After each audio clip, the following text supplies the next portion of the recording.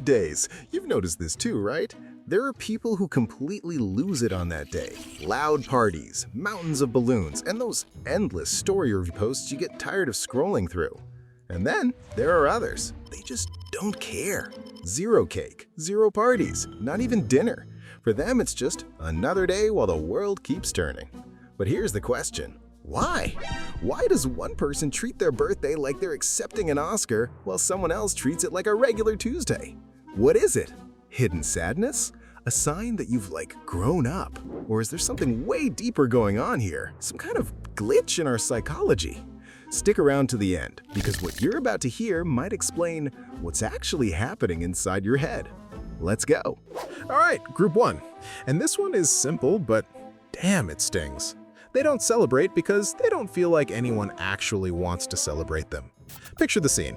You're waiting for that day to come, and everyone else just doesn't care. Friends forgot. Parents? Sorry, we're busy. Work. Or even worse, you actually planned something, set the table, and who shows up? Your cat and one friend. Or maybe nobody at all. So what does your brain do in that moment? It's not stupid. It adapts. Psychologists call this learned helplessness, when constant letdowns and disappointments literally train your mind to stop expecting anything good. You basically hack the system by shutting off expectations, and eventually your birthday becomes just another date on the calendar.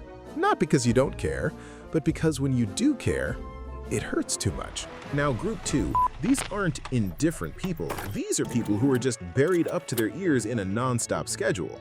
Work deadlines, studying, family obligations, and you're living like a browser with 38 tabs open. It's lagging, but you're terrified to close anything. And then your birthday comes, and you barely look up before, bam, the day is already gone. And this part matters. It's not that they forgot, it's that modern life hands us this fun little feature called time blindness, when your brain is so overloaded with tasks that special days stop feeling special. For them, the birthday isn't ignored on purpose, it just gets pushed out by everything else.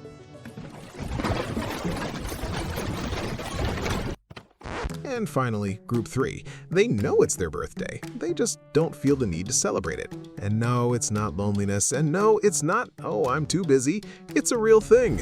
Emotional independence.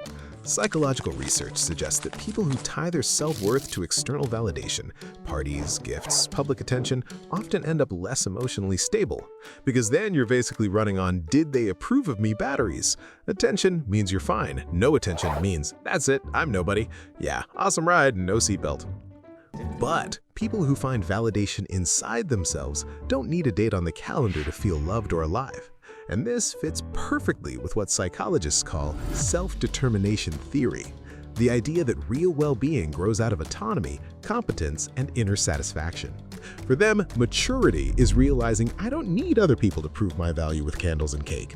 I already know what I'm worth. And honestly, you can eat cake without a reason. Now here's the most interesting part. This mindset doesn't end when the candles get blown out. People who treat their birthday like a regular Tuesday often carry that same mindset into the rest of their life. They don't chase the spotlight, they don't need constant applause or endless recognition. They just catch their own quiet vibe. Does that mean they never feel lonely? Come on, of course not. We're all human.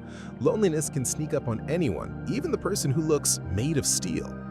But the difference is this. They've trained their brain to see something special in every day, instead of waiting once a year to finally feel alive. So, whether you throw the party of the century or switch on full ignore mode, it doesn't really matter. Both choices say something about you. It's basically your psychological profile in real life. For some people, it's a story about old pain. For others, it's about priorities. And for many, it's about maturity and, yeah, inner peace. But the real question is different. Where do you land? Do you still need the external noise and confetti to feel important, or have you already learned how to find the celebration inside yourself, without candles, without toasts, and without forced hugs from Aunt Susie? And if this made you look at birthdays from a different angle, you'll definitely love the other psychology topics we cover here. Hit subscribe so you don't miss the next video, because we dig into practical psychology that isn't just interesting, it actually explains you and helps you. And may the knowledge be with you. Goodbye.